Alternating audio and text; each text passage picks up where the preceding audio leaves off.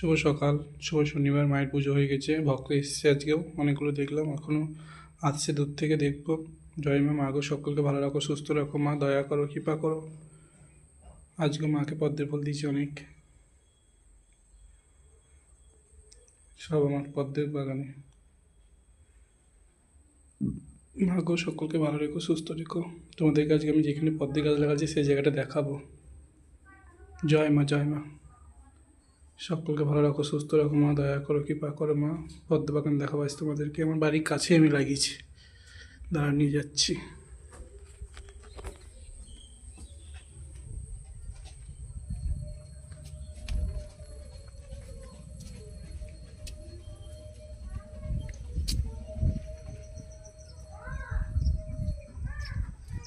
এই হচ্ছে আমার পদ্ম বাগান,